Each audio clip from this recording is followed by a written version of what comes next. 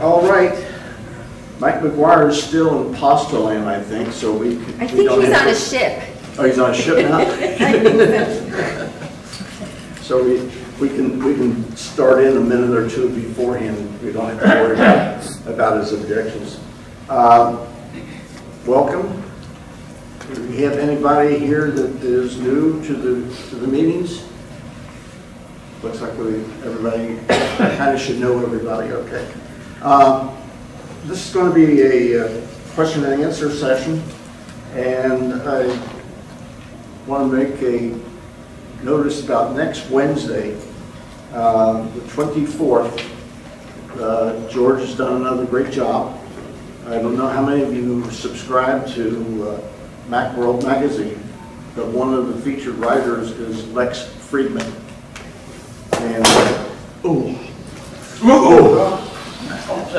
that was a yeah, that's a dead sound. Is Lex Friedman, and George has managed to get Lex to agree to do a video conference with us next Wednesday at 11:30 here. So it's be a good session. Lex is been a writer for a long time. He's been writing for Tidbits for years and years, but I think he's been with Macworld about a year now.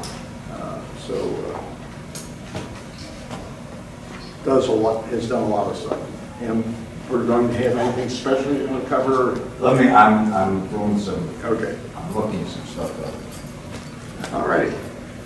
Does anybody have a question?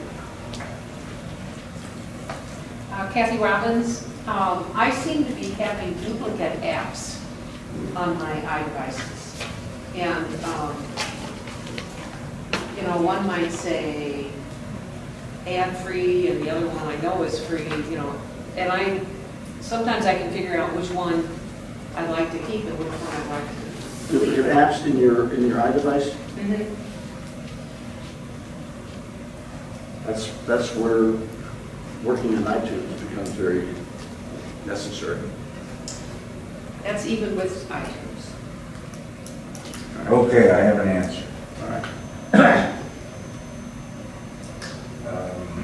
How to use the latest versions of Mountain Lion and iOS to maximize the productivity, your productivity.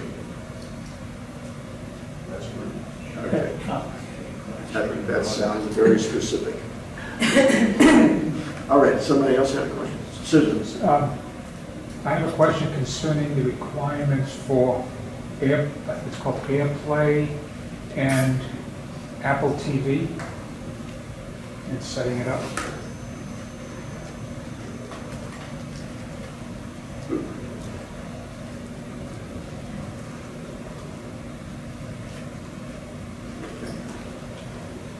Don Hutchings.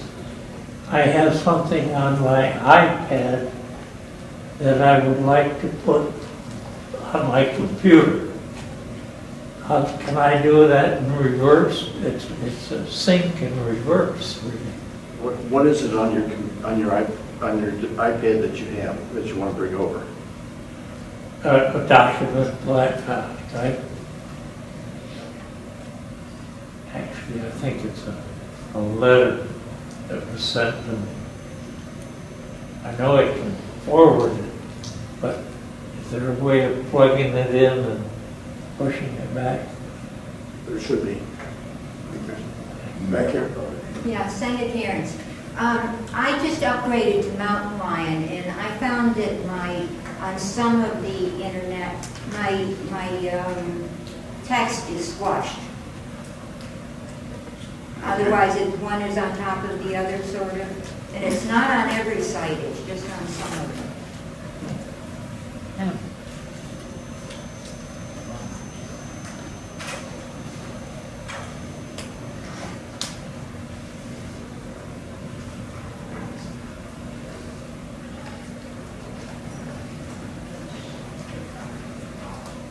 That's it. We'll go home early today. All right.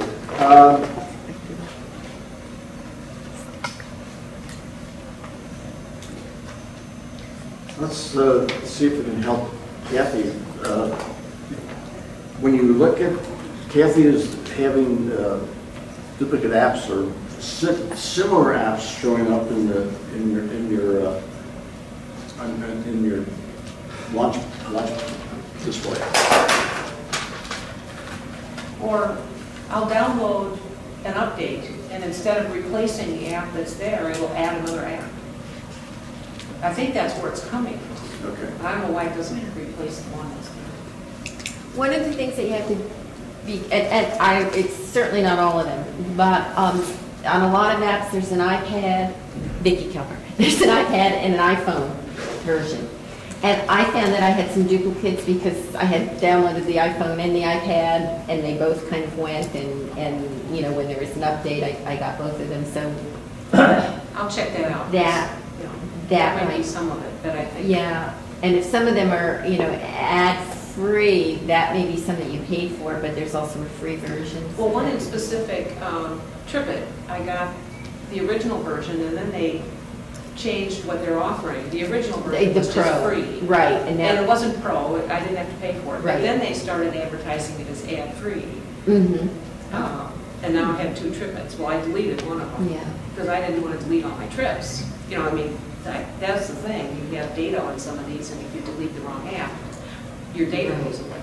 Right. But with something like TripIt, the data is actually probably at TripIt online. Could be. At the server, so that's a little bit safer. That's just one thought. Yeah.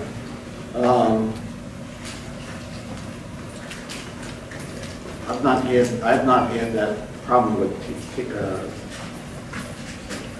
Vicky's suggestion. It makes sense to me. Does anybody else have had problems with duplicate apps showing up in their iPad? No. No, I did, you know, I've shown you the problem that I caused in my iMac by making aliases to the apps so that I could do my tricks with the dock. But that then, what the Launchpad in a Mac does is it looks in the application folder, and anything that's there, it puts up on the display. So therefore, that's why I had duplicates. But I've not had duplicates in an iDevice. And one way that I think you can sort that out is if you go into the App Store on the iDevice without having to, you know, you're right, iTunes is a way you can resolve it, but if you go into the App Store on your device and go to your purchased, it does divide them into the ones that are iPhone and ones that are iPad. And I mean, you can download an iPad one to your iPhone and vice versa.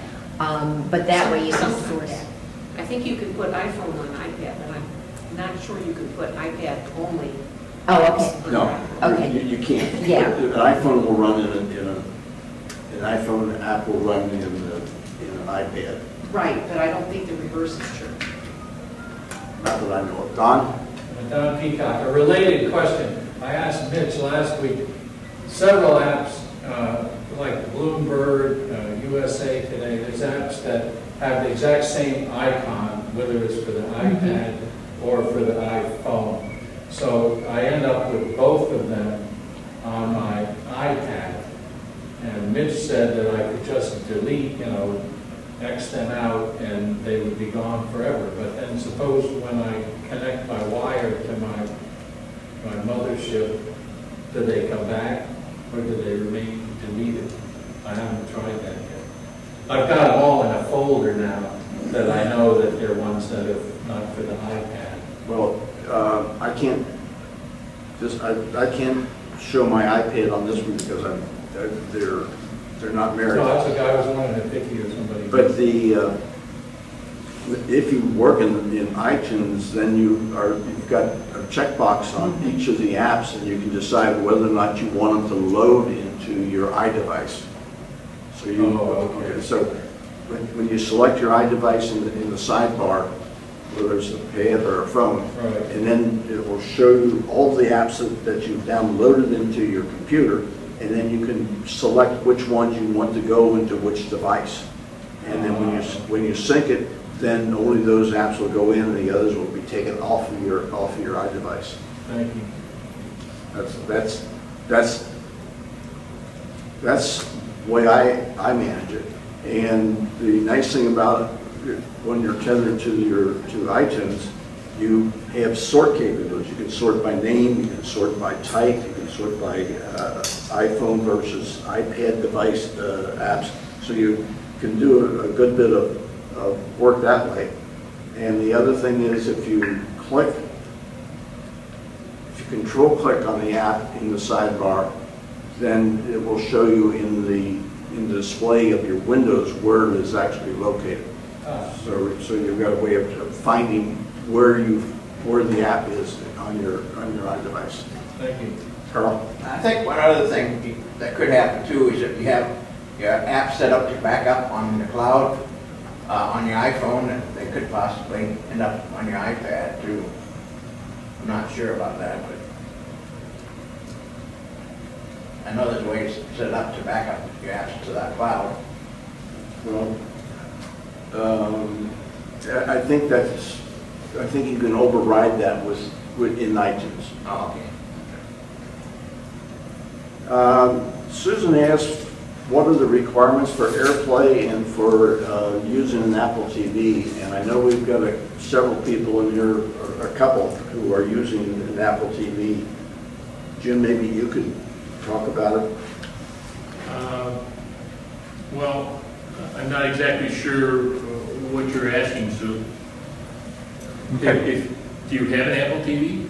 I'm thinking about investing in it. Oh, okay. Okay. Well, it's about $100, and it has what's called an HDMI output. So you have to have an HDMI cable into a flat screen TV. Which I have. Okay. Is it 1080p?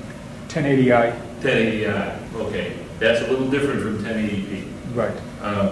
So you're not going to get the maximum benefit from it, but an Apple TV will allow you to stream, for example, Netflix and YouTube stuff, and will also allow you to purchase things from iTunes like films and music and that sort of thing. Okay.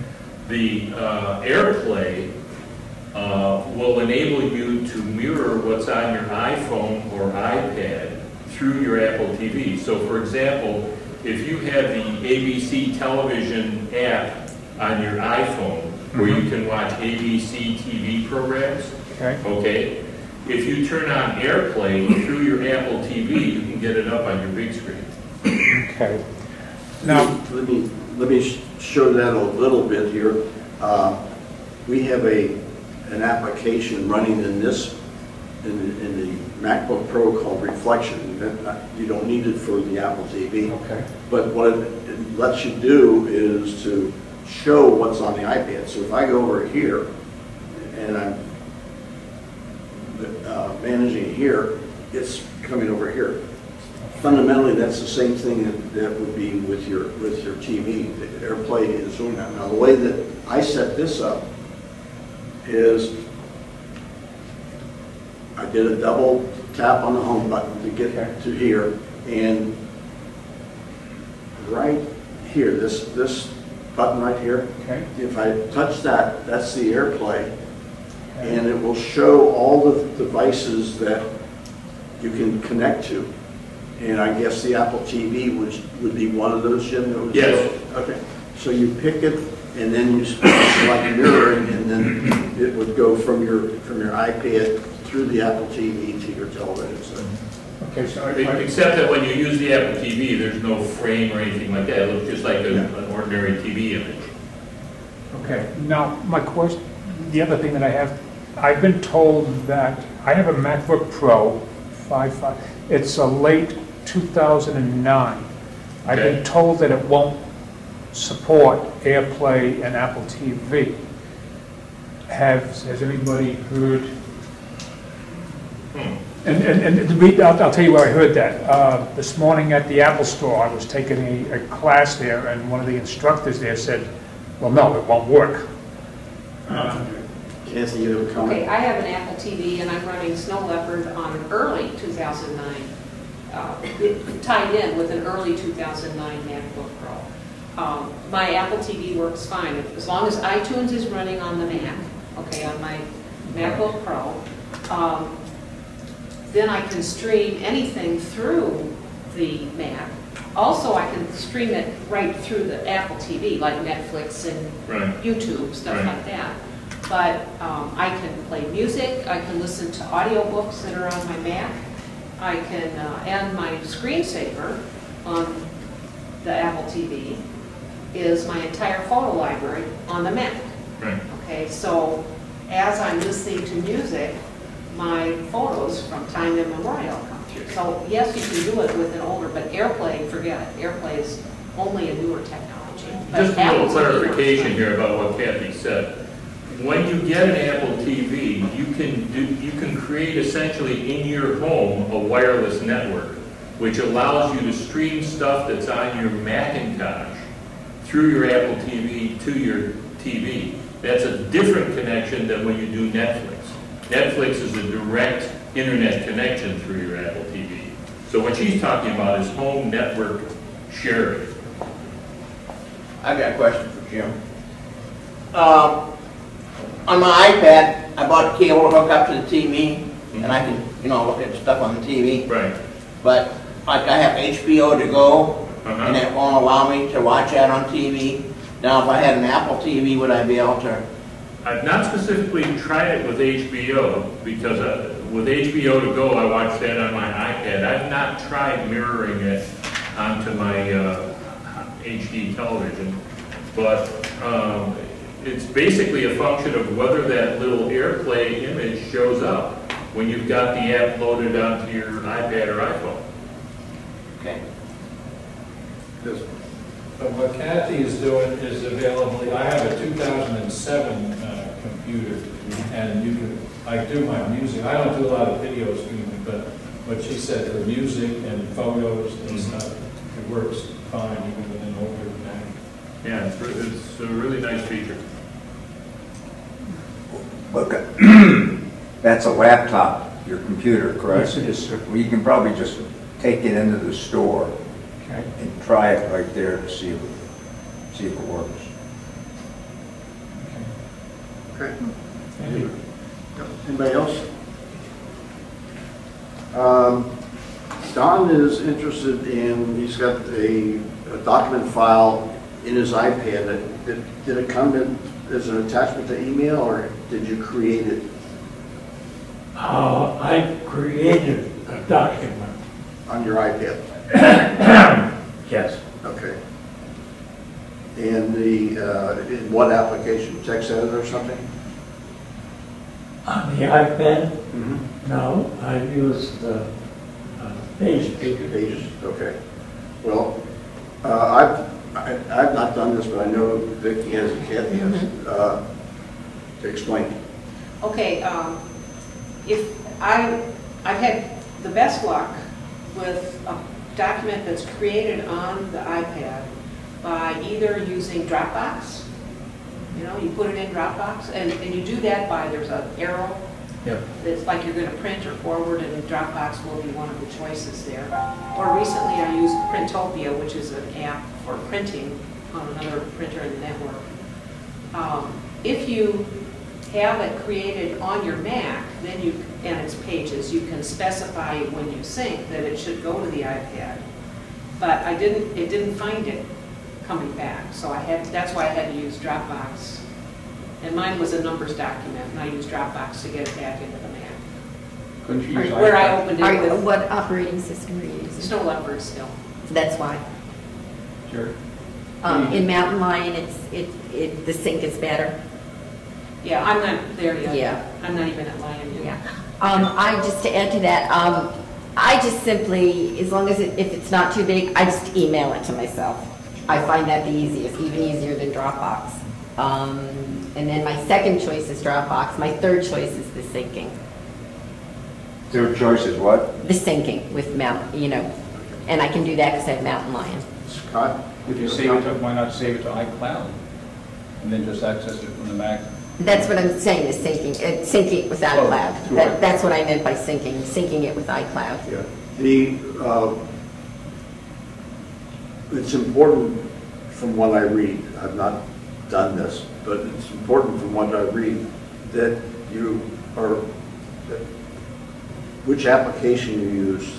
For instance, if you create an application in TextEdit in your Mac and you sync it through iCloud to your device, there's nothing in the iPad that can open a TextEdit file.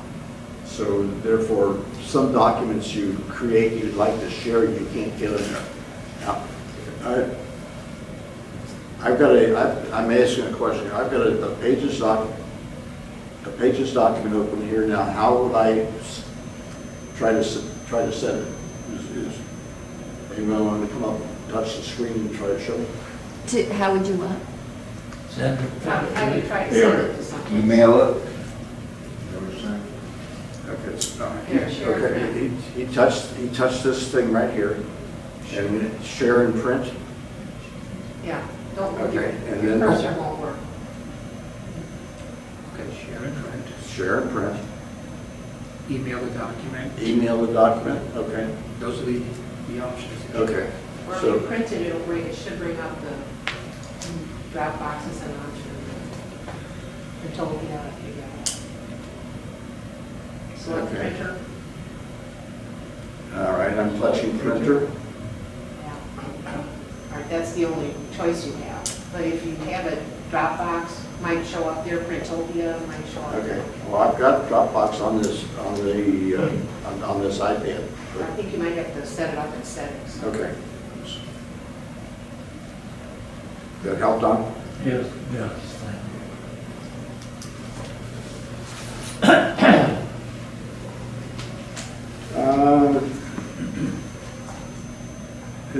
This is an issue where Safari is not displaying some of the web pages properly.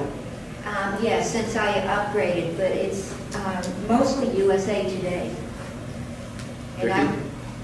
I have a lot of web pages where either the text is overlapping or there may be something, I get really frustrated because I'm filling something out and I go to hit the submit and the submit button isn't there. I find that a lot with Safari.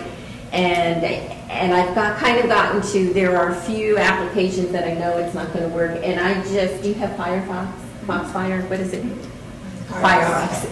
Yeah. If you just, when I get to a page, and I prefer Safari, I don't really like the other one. But if you go up to, in Safari, if you can show her going up to develop, open page with, and I open it in Firefox and just do it in Firefox. I don't know a solution to it because I get real frustrated. There's a couple of places that just, it's like that. Can you put an app on a MacBook Pro, like could you put the USA paper application on the MacBook Pro? Would it come in better? What you can do is, if you've got a website that you go to a lot, let's say like this one, just to, if Benji comes up, let's say that you wanted it all to go here by a single click. You can just simply click on this, drag it to your desktop, and then every time I'll quit Safari. And if you just double click this, it will open Safari and take you right there. So you can grab the sites that you want. You can put the sites that you want in the dock. Even you don't have to keep it on the desktop. If you've got places that you would like to go to and you don't want to use bookmarks and things like that inside Safari. Now I've got, to Vicki's point, I've got a couple. My bank is one that the Safari display of the login just is absolutely screwed up, and I know where things are, but it is garbled. And it's been garbled for 5 years. I haven't changed banks, but the display has been terrible.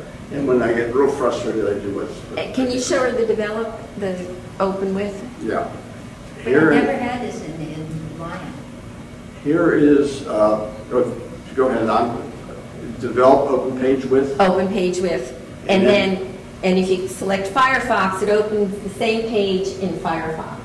And I have never had a problem with them opening it in Firefox. Now, you may not have this, this develop thing showing, because you have to set that up in preferences. So you go into Safari preferences, and maybe, is it advanced?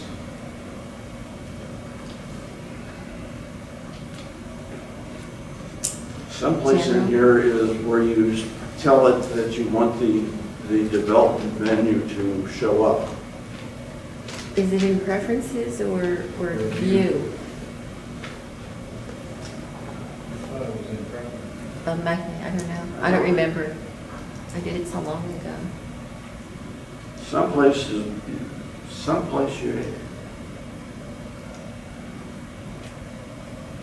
oh, right here.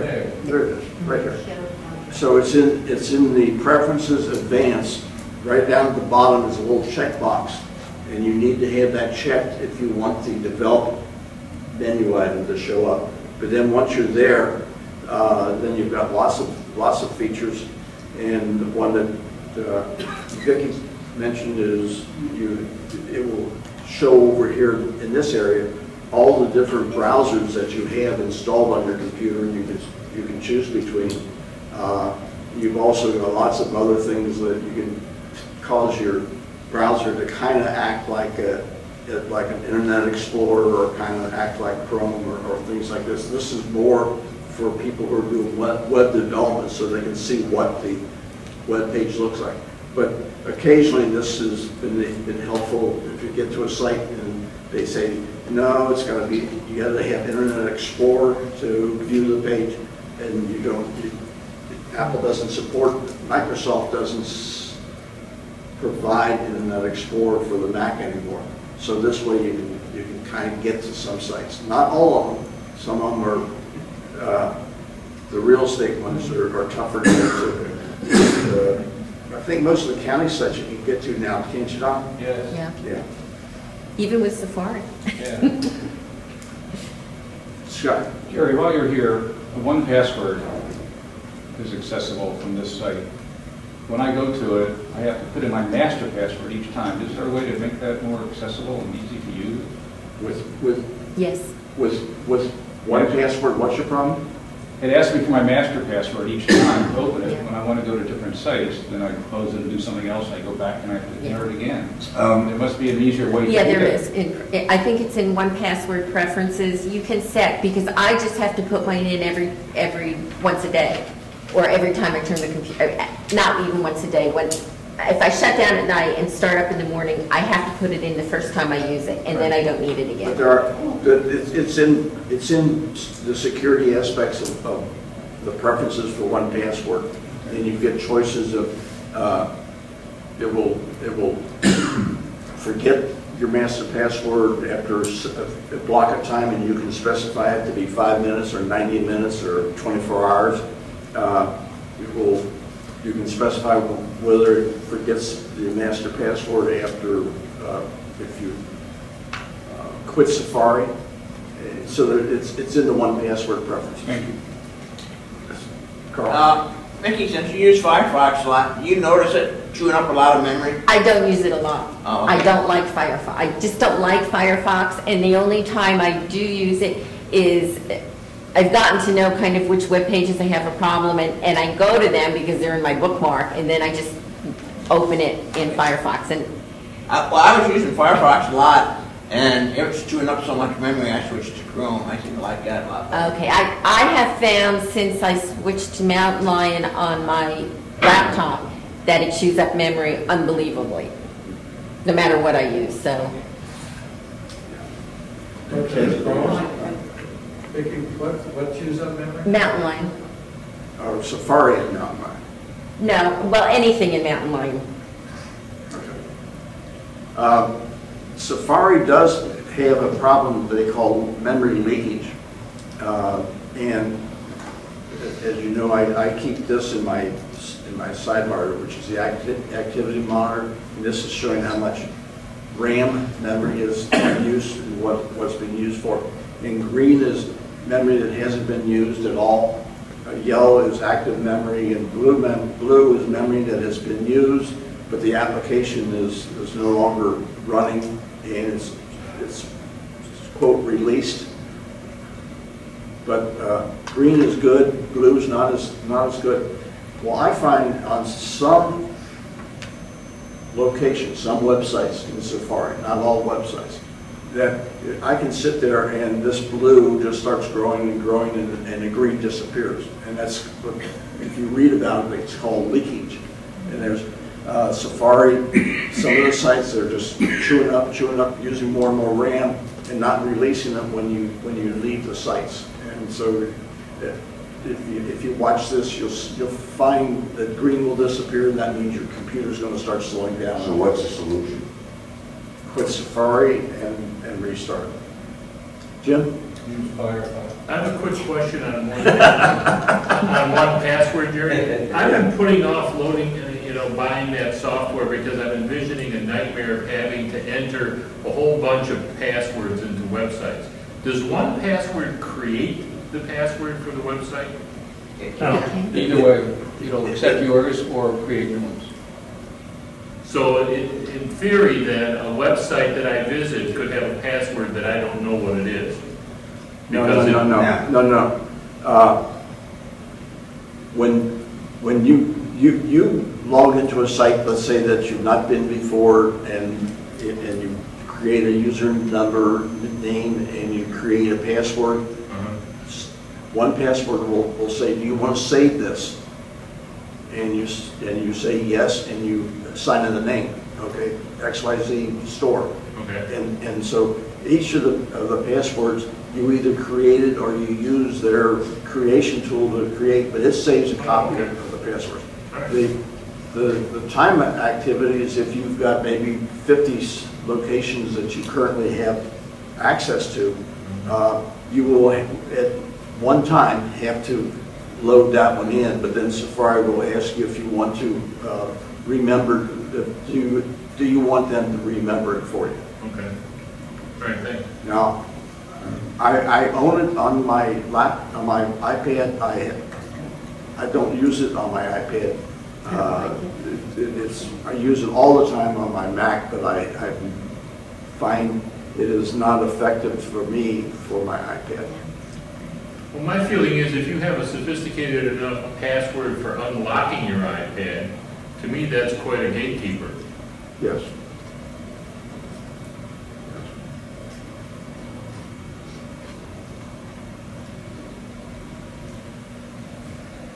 All righty.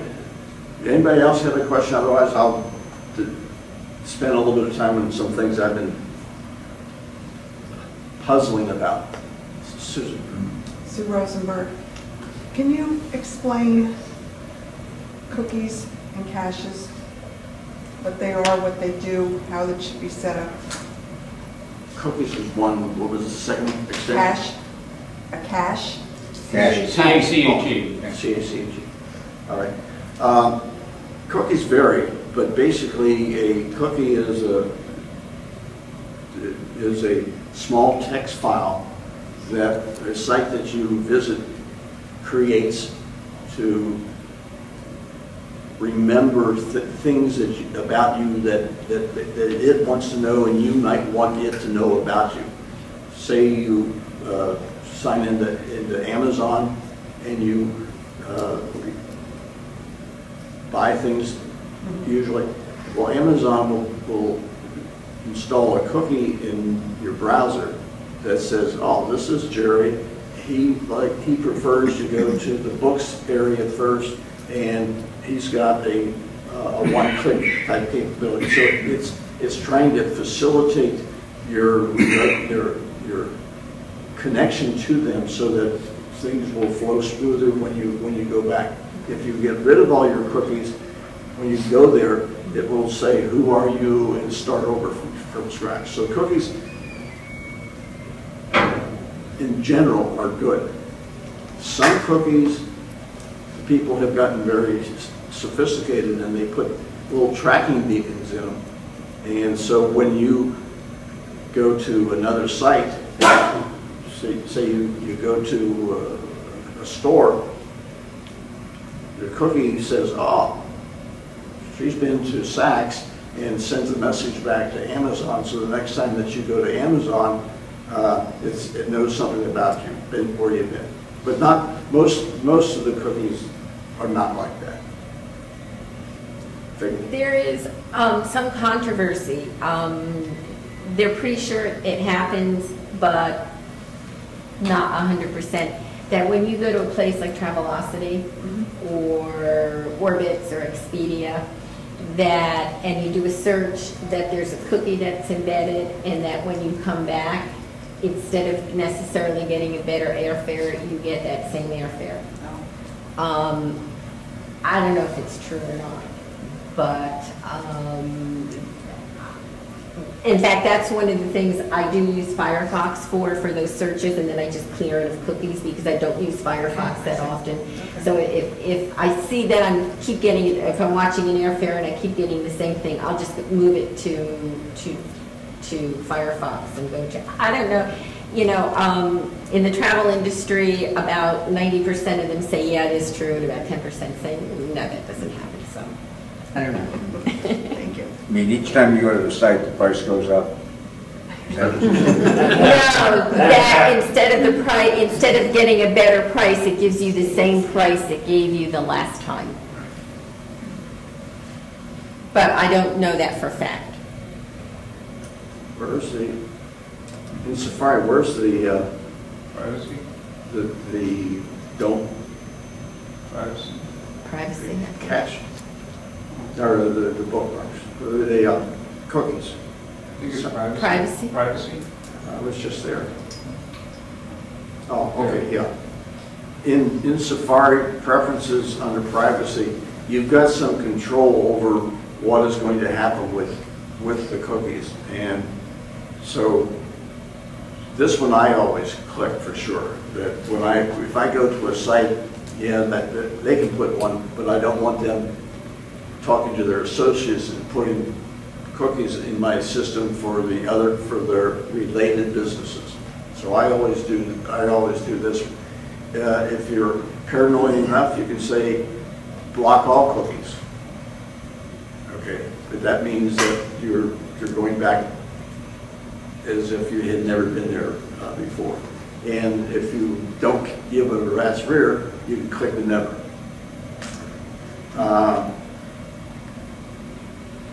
Here's another important one that's gotten a lot of stuff. Website tracking. There's in Safari now, you've got the ability where you can instruct them not to track you. And this is causing a big stink in the industry right now. Internet Explorer has this on by default, and Microsoft has gotten some very strong letters from people like Google and others saying it should not be default. We should be able to track people, and the user should be the one to decide not to. So, but this is a good recent introduction to the web world to say don't track me when I'm going through locations. What's under details, under remove all website data? You have 151 websites, shared cookies or other data. Could you remove cookies for just Travelocity or? Right here. If you click on that, Okay. if you click on that, these are the cookies that are in this computer right now. Okay? Okay. And So you could just remove. You can move some or all. you come down here and click. And I thought, at one of the previous versions of this, it gave a little bit more information. But these are the cookies that are stored in here, and if you click this one, it erases everything. Jerry, why do you have website tracking unchecked? Because this is a club computer and I don't use it. Okay, so on your own computer, You've got to check. Yes.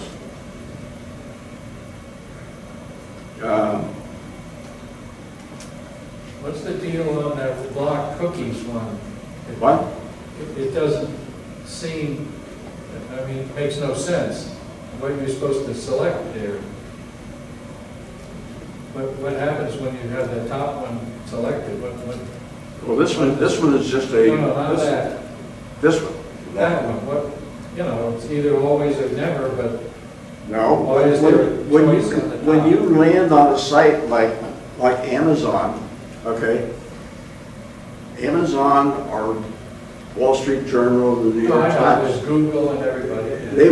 they will be trying to load 15 cookies Right. besides their own. And so this says only the site that you went to is able to load it.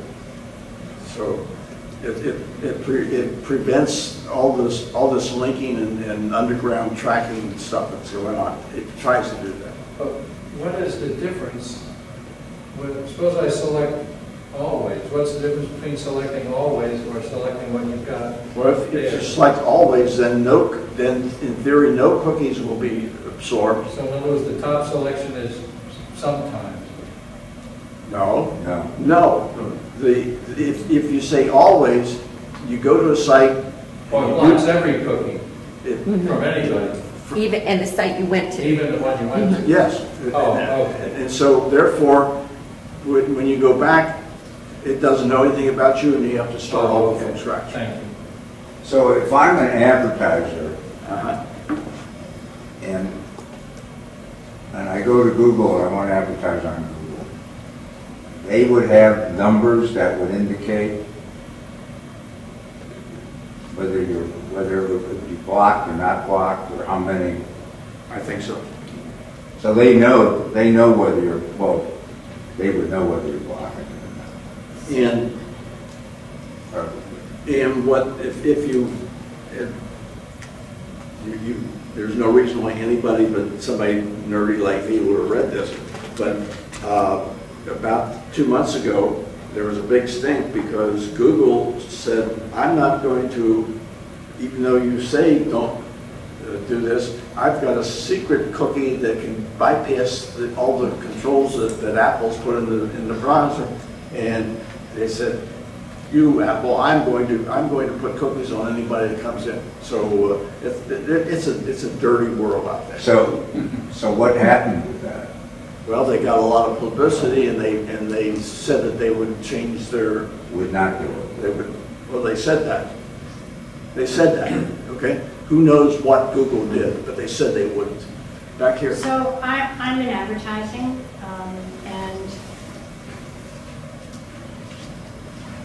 I'm going to try and be cool here, but you want to then to track some of, just like Jerry mentioned, some of your data, because each time you go in there, you want a shortcut to where you want to go and what your interests are.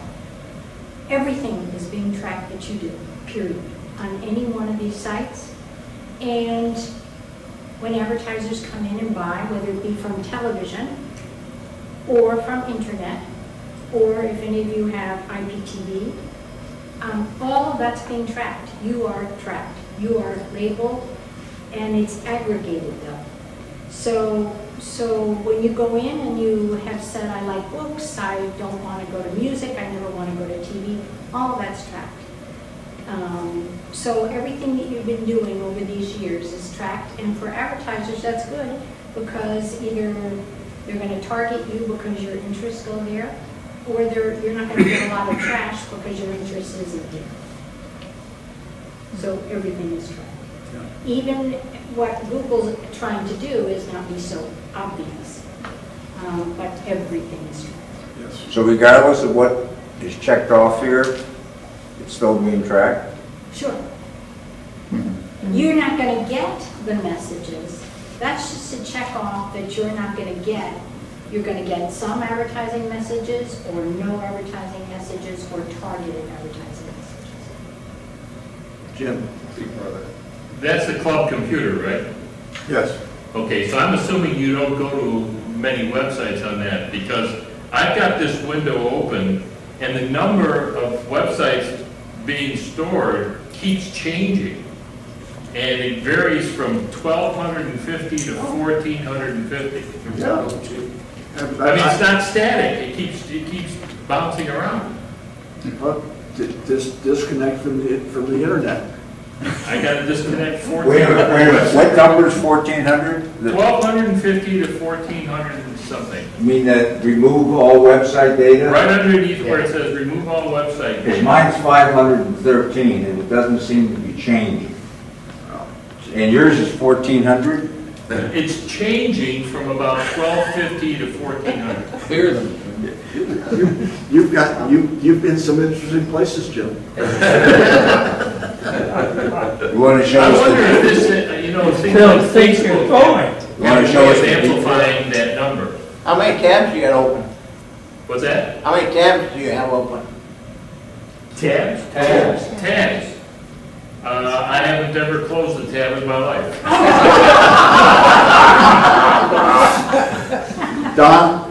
Yeah, I don't know. Safari may have an extension to eliminate all this tracking. I know Firefox has a great one called No Script, and it does not allow any third-party things unless you allow it. And when you go to a website, there'll be a little, they put an icon up in your toolbar, and you'll see it'll be red up there. So if something doesn't display that you want, like a video, a lot of times I'll click on a video, but it doesn't show unless I allow it. But every time I look up at the list, and especially like on the Wall Street Journal, some of them, you'll see a whole long page of third-party things that want to put a cookie on your computer. Google Analytics is always there on every website. Google wants to track you and put a cookie that you visited that website. I never allow Google tracking, and it doesn't make any difference to my web experience. And there might be a similar thing for Firefox, like the no ad thing for Safari. I think it's called ad block or something like that. It's wonderful. Scott? I've been advised in the past, either by AppleCare or maybe at the Genius Bar, to just clear all those cookies by checking that one box, and then start over. And it only takes slightly longer when you go to a new site. And then you'll start off with a fresh set of cookies of places you want to go to. And it might even speed up the... Could you repeat what that one is for Firefox? And there is an equivalent in Safari. I don't know what it's called, but I have it because especially, I think YouTube is a big one. Whenever I go to YouTube, it says allow or deny. And I have something on my Firefox, but whenever I click the deny, it won't go. The box won't go away. So I want to. Firefox is called No Script. No Script. And it was recommended in Macworld as about the most secure browsing that you could do if you use Firefox and No Script. Yeah, I have it. When I use Firefox, I have that activated, and then I have to click it on when you get to a page and it says it can't display some of the stuff, and you say yes, but for this page and just now, so that you can get past these things. Is that under preferences? Where's that at, Firefox? It's under tools, options, you can add it, you can search. It's probably one of the most popular ones that you search by. While I've got Safari up, one more thing while we're talking about this. In Safari, under the Safari thing, there is Reset Safari. And this is where you've got the ability to do things like clear your history of all the sites that you've been to, in case you don't want your husband or wife or daughter or whatever to know where you've been. Reset the top sites. Lots of things over here that are able to clear. And one of these should be. I thought it was. I thought one of them was to get rid of the cache, but I don't see it. Isn't that under Safari preferences? This was Clear the cache? This was under Reset Safari. Another item here is private browsing.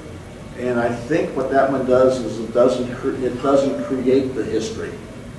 When you go to a site and leave it, it does not store that in the history file. And related to the extensions that we were talking about, if you go up to Safari extensions, then you will get, and there's some nice tools in the extensions gallery. Yeah, this is, if you saw what I did, I went to Safari extensions right here, and this takes you to the Apple site, and you've got lots of Ad block. Twitter, and there's just dozens and dozens and dozens of extensions that you can install into Safari to improve your features. And someplace in here, where's the one that shows you what you have There it is, installed? under develop. Empty caches. Three-quarters of the way down. No, he's looking for the show, I think. Someplace there is a, Go back to develop. back to where? Back to develop. It's not Empty there. cache. Empty cache. Oh, here's empty, okay, Yeah, here's there's empty empty cache. Okay. Cache is stored images for all this, when you have been to a site, in order, the thinking in internet world is that you're likely to go back there, so they store most of the page information in your computer so that it's quickly there, and only the things that have changed since the last time has to be brought over the internet. So a cache is designed to improve the speed at which you get the display, but what it means is it builds up and builds up and builds up, and you've got lots of cache pages stored in your computer. Where's it stored? Scott, didn't they just clean you out? Yes, they cleaned me out. I was going to publish this to the group. I had a problem with the computer recently, and I was on the phone with AppleCare, and they did a terrific job. What were we trying to do? I couldn't access Google. I went to google.com, and it said that there was a secure network, and it was very complicated. So as part of the process, they cleaned out all of the cache, extra cache, so now I can't buy anything. Yeah. And cleaned out a number of the old applications in the computer, PowerPC applications, for example, that I hadn't cleaned up. But they went through my whole iMac using a screen sharing technique. And without doing anything specific in Google, it cleared up the problem. There was a startup item, that's what it was, a startup item that was part of the issue. But cleaning out the cache was one of the things they did. Yeah, George asked where they were stored. I don't remember where they are. It's interesting, when they share your screen with you. In the library. They don't do anything except show you where to go and click. Correct. Yes. There must be a liability issue there. They can't see your screen either. What's that? Your desktop goes black. They cannot see what you have on your desktop. They just see the windows that they ask you to open. Caches are stored somewhere in your library, because I remember one time I had to clear them, and they also wanted me to get rid of that file too. Yeah. I'm trying to get the woman that has just written that book. On Safari 6. Yeah, I haven't heard from her yet. I'm trying to get her. I just want to mention too, if you're a shopper, as some of us are, there are at least 2 nice Safari extensions. They're called Price something or other, and when you look for something on the internet, say you look in Best Buy, they do a quick search of lots of other sites, and it'll come a little banner at the top, and it'll say, we found a better price, and tell you where it is. So. Well, which one is that? I think there are at least 2. It's called Price something. That's what I do for a living. Yeah, there are a couple. There are at least 2 of them, and there's also similar in Firefox. I don't off the top of my head remember, but if you go there, you'll find it. Price check? Price check, and there is another one too that might not have the name Price in it. It may be called something else, but they're there, and they work well. But anyway, Can you put those on the discussion groups when you figure out what they are? Sure. So anyway, you started a nice discussion.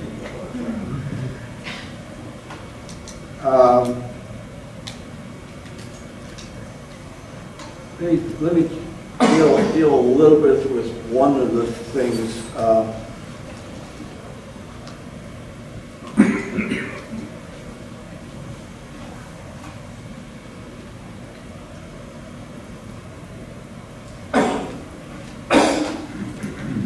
If you're taking any notes, you might want to save this URL or resend it back out. It's a Tidbits article, and it's tidbits.com/e/13187. And it's a very good article describing how Apple deals with documents in Lion and in Mountain Lion. And they've changed. When Lion came along, if you took the course that I taught, I spent a lot of time telling you about the change in what I call the traffic light. Traffic signal.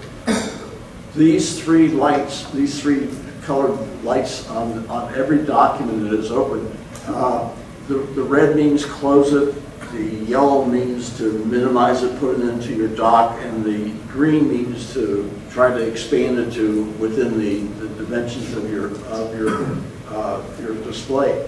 Now, one of the things that since before, well, it goes back to the version 6 operating system, this little red dot, when you were doing an edit to a file, making some changes to it, it would fill up with a black center to it, signifying to you that you have made a change to the file and you had not saved that information yet. So it was a visual reminder that you're doing some editing, you're typing a letter or whatever, and you haven't saved it. So before you shut down your computer or turn it off, you could say, "Oh, I haven't saved," and you would save it. And it was there, and most of us who had been using Macs for a long time got very used to looking up there and looking for the little black circle in the middle. When Lion came along, Apple got all excited and they came out with this thing in Lion called autosave, which means that it automatically, in the background, saves your document, puts it away someplace. You don't have to save. As they said, so since we're doing an autosave, we don't need to tell you that it hasn't been saved. So they took away the black circle. Well, that only applies to some of the Apple software. If you were still using Microsoft Office, or you're doing a change in Excel or in Word, black dot would be there. So within Lion, you had two different visuals working at you. Apple was saying, "We're not going to give this to you," but Microsoft was still giving the signal. So it caused a lot of noise, and I spent time warning you in Lion that you could not rely on this dot as to whether things were saved or not. Well, what this document goes into is that because of the noise that was made, Apple changed their mind. So in Mountain Lion, if you like the black dot, you can get it back for pages and for numbers and for the other Apple. But there's a setting that you have to do to make that happen. We have to open it. Yeah, and you go to System Preferences,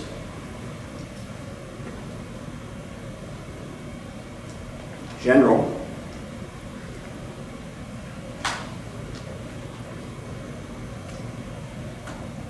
and right here, ask to keep changes when closing document. If you check that, the black dot will come back. If you leave it unchecked, everything will behave as if it was Lion, not Mountain Lion. Do they still ask you, do you want to save it? You can use Command S. I think. Yes, I think they will, no, I don't think they will. Pages is says you want a duplicate. If you do not have this checked, and you make changes when you close, it will not say, do you want to save your changes? That's what this box is for. Does it save it? What? Does it save? It may or it may not. Okay. Okay. And the second box here is the one that says what happens when you close an application, whether it comes back. It's a long, complex document, but I do recommend that you spend a little bit of time if you do much editing. Remember, with Lion, they introduced versions so that they're storing a time machine copy of stuff. Well, sometimes, for instance, when I write my articles for the Naples Daily News, I'm always starting from the same, I'll call it a template. And I start writing, and then I want to save it, but I don't want to save it back to where my quote template is. I want to save it with a new name someplace else. Well, if you're not careful with, if I was doing my articles in Pages, I wouldn't have the opportunity to not mess up the template. So you got to be careful. It's worth taking a read. Vicki. Actually, you can do that because I do that with my column. But as soon as I do a new one, I immediately, even before I start typing, I do a save as, and then save the new document, and then I'm safe. Doesn't duplicate do the same thing? You can save the original. You make a duplicate.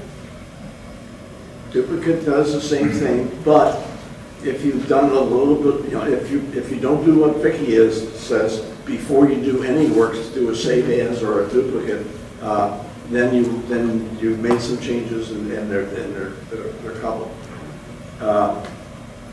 Let me come back to Pages and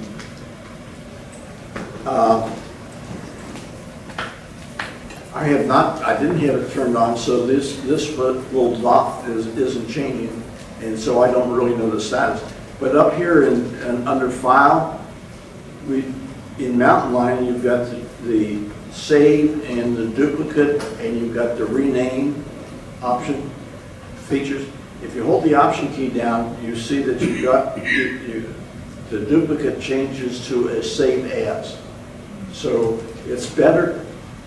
It's better because duplicate, you then have to go in and rename it. Yes.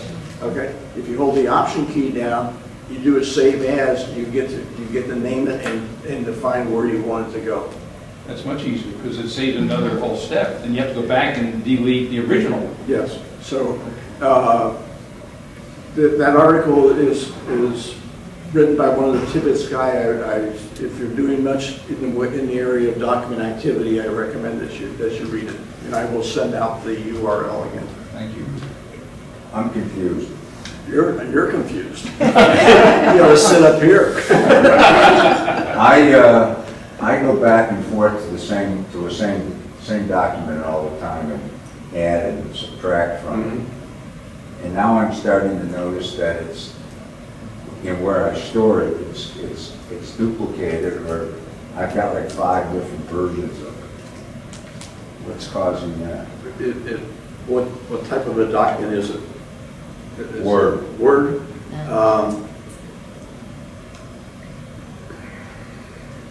Well, Word doesn't have versions and it doesn't have autosave.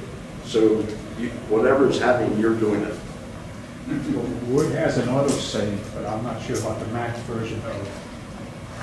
I mean, if you're working with document in Word, it will autosave as you. Yes, it does have an autosave, but it usually is a file with a strange name there. Alrighty, that's it. Next week we've got a video conference with Lex Friedman. Let's hope we have a good turnout and a good session.